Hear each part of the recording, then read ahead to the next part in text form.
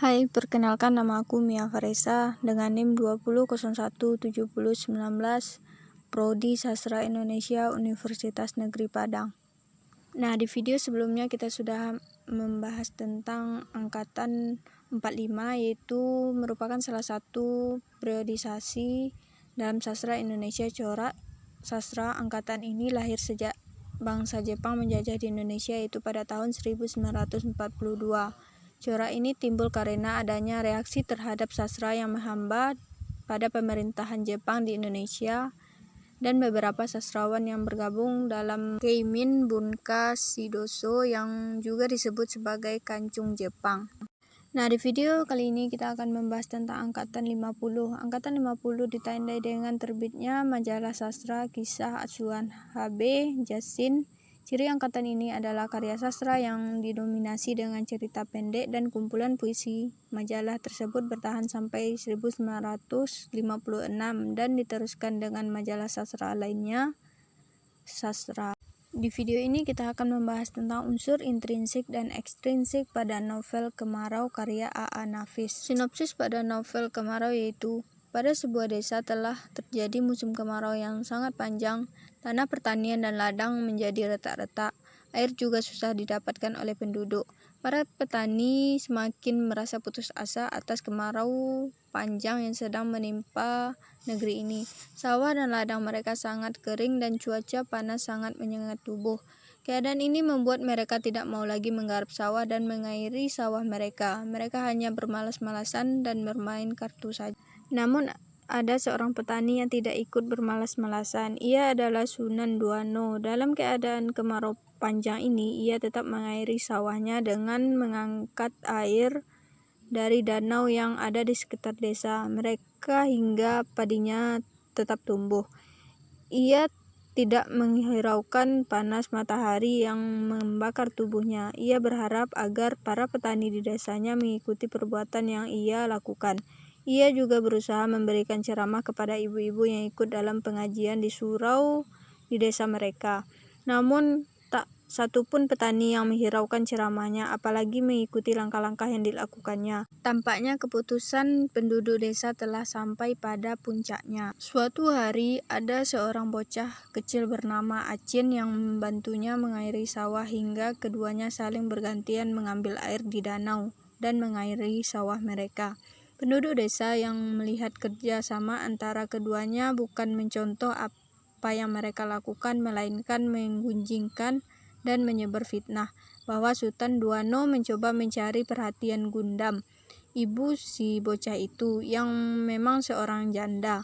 Bahkan seorang janda yang menaruh hati pada Sultan Duano pun kemudian mempercayai gunjingan itu. Gunjingan itu semakin memanaskan telinga Sultan Duano, tetapi ia tidak menanggapi dan tetap bersikap tenang. Suatu hari ia menerima telegram dari Masri, anaknya yang sudah 20 tahun disia-siakannya. Anak itu memintanya pergi ke Surabaya. Dalam hatinya ia ingin bertemu dengan anak semata wayangnya itu. Namun ia tidak mau meninggalkan si bocah kecil yang masih memerlukan bimbingannya.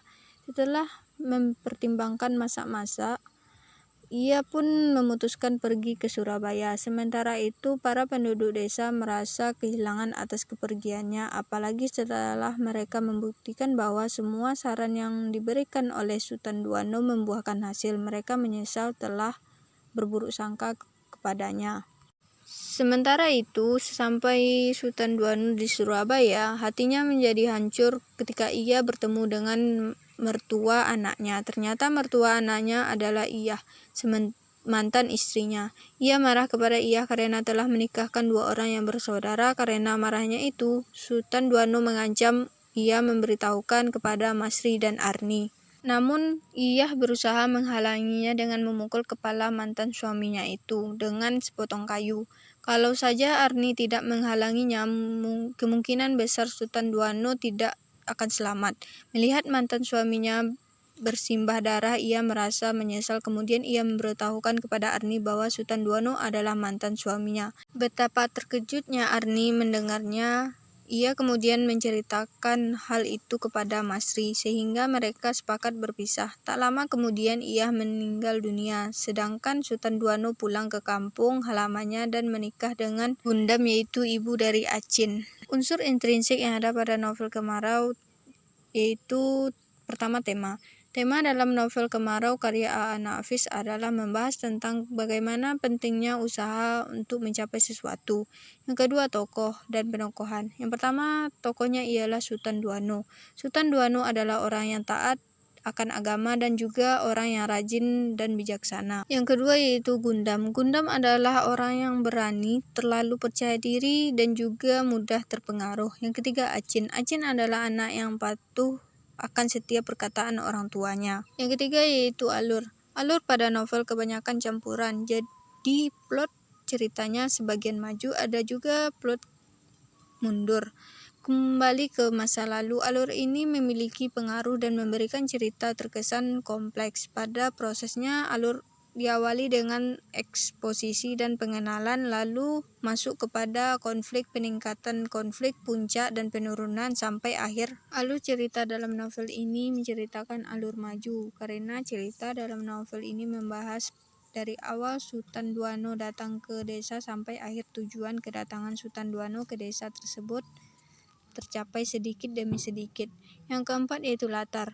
Latar pada novel yaitu yang pertama latar tempat yaitu di surau. Hal ini dapat dilihat pada kutipan wali negeri mengizinkannya mendiami sebuah surau tinggal yang telah lapuk dan tersia-sia. Yang kedua yaitu di Makassar. Hal ini dapat dilihat pada kutipan di Makassar ia berjumpa dengan Haji Tumbijo. Yang kedua yaitu latar waktu. Yang pertama yaitu pada waktu senja hari. Hari ini dapat dilihat pada kutipan waktu itu hari menjelang senja. Sultan Duano duduk terengah di pematangan. Yang kedua yaitu malam. Hal ini dapat dilihat pada kutipan semalam-malamnya Sultan Duano gelisah di pembaringannya. Latar waktu yang ketiga yaitu sesudah zuhur. Hal ini dapat dilihat pada kutipan waktu itu sudah datang. Sultan Duano kembali ke ladangnya sesudah zuhur. Yang kelima yaitu sudut pandang. Sudut pandang pada novel Kemarau karya A.A. Nafis adalah sudut pandang orang ketiga, yaitu ingin serba tahu saja apa urusan orang lain. Selanjutnya membahas tentang unsur ekstrinsik pada novel Kemarau. Unsur intrinsik yang ada pada novel Kemarau yaitu yang pertama ada nilai hakikat manusia. Masyarakat yang menganggap hidup itu buruk, tetapi manusia wajib berikhtiar atau berusaha supaya hidup kembali lebih baik. Yang kedua ada nilai hakikat karya manusia. Masyarakat yang menganggap karya manusia untuk memberikan kedudukan dan penuh kehormatan. Yang ketiga ada nilai hakikat hubungan manusia dan alam sekitarnya. Masyarakat yang memandang alam sebagai suatu hal yang dahsyat sehingga manusia hanya bisa menyerah saja tanpa banyaknya berusaha. Yang keempat ada nilai hakikat hubungan manusia dengan sesamanya. Terdiri atas yang pertama masyarakat yang amat mementingkan hubungannya vertikal antara manusia dengan sesamanya. Pola perilaku akan lebih berpedoman pada tokoh pemimpin, senior, atau atasannya, seorang yang dalam hidupnya pasti membutuhkan orang lain atau tokoh atasannya untuk membantunya dalam mengatasi permasalahan hidup.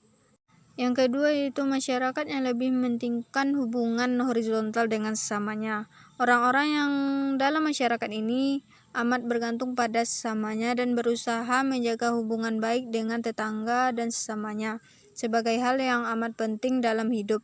Manusia sejak lahir memiliki rasa untuk ingin hidup bersama dengan orang lain. Manusia yang tidak dapat hidup tanpa adanya bantuan orang lain. Maka dari itu manusia sangat bergantung pada manusia yang lain hingga saling membantu antara satu sama lainnya. Nah, itulah unsur intrinsik yang ada pada novel Kemarau karya A.A. Nafis karya angkatan 50-an. Semoga bermanfaat. Jangan lupa like, comment, and subscribe ya. Terima kasih. Wassalamualaikum warahmatullahi wabarakatuh.